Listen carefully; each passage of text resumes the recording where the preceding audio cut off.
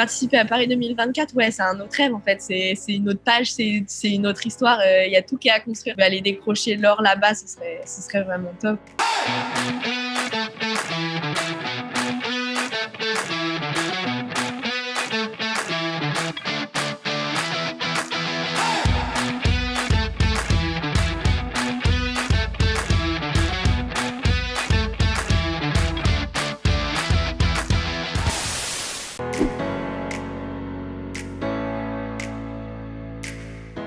Salut tout le monde, moi c'est Claire Beauvais, j'ai 23 ans, je suis étudiante en kinésithérapie, je fais de l'aviron à haut niveau.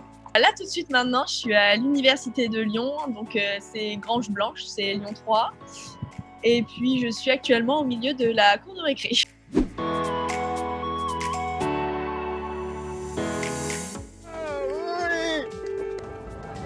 Alors, ça a duré un moment avant qu'on sache qu'on était médaillés.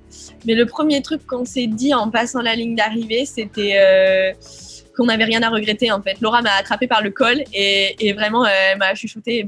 Franchement, peu importe ce qu'on a fait, peu importe le résultat qu'on a fait, faut qu'on soit fiers de nous. Je me rappelle juste, il y a 2 ans, je regardais les JO d'hiver et il y a une championne française qui gagne et qui fait un super discours à la télé. Et je me suis dit, mais si un jour ça m'arrive, mais jamais je saurais quoi dire, quoi. Au moment où nous, avec Laura, on était en train d'attendre pour aller à la pesée et qu'on voit les garçons qui gagnent et qui sont champions olympiques.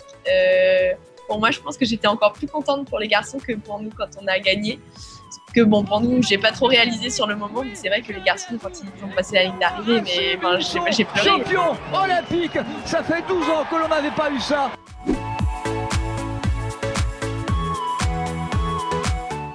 Il faut réussir à se qualifier, il faut être au poids et il faut s'entraîner. Voilà. C'est l'année d'avant les Jeux, donc ce sera en 2023, ce sera les championnats du monde 2023. Il faudra qu'on soit dans les 7 premières.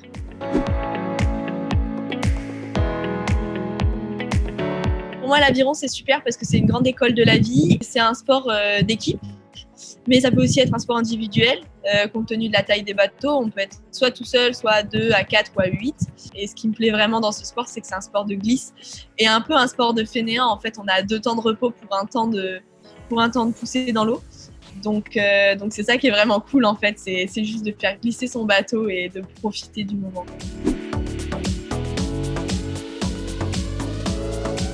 Maman faisait aussi de l'aviron poids léger. Elle est montée jusqu'à être vice-championne du monde. Mon papa, c'est pareil, il a fait de l'aviron à haut niveau et maintenant c'est mon coach. Et mon grand frère aussi en fait, il a été en équipe de France. Et ouais, toujours de l'aviron. Donc ouais, on fait tous les quatre de l'aviron. J'ai commencé, j'avais 14 ans. Donc avant, j'ai quand même fait de la danse, du triathlon, de l'athlé un petit peu, de la natation synchronisée. Enfin, j'ai fait un peu touche à tout.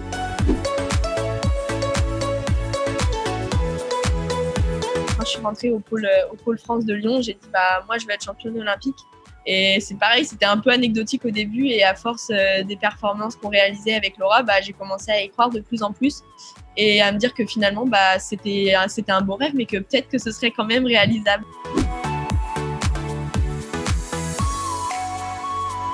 J'avoue que tous les champions, ils sont uniques en leur cas. Enfin, ils apportent tous quelque chose. Pour moi, les Jeux, ils sont là parce qu'il y a des champions, quoi. Donc, un peu tous.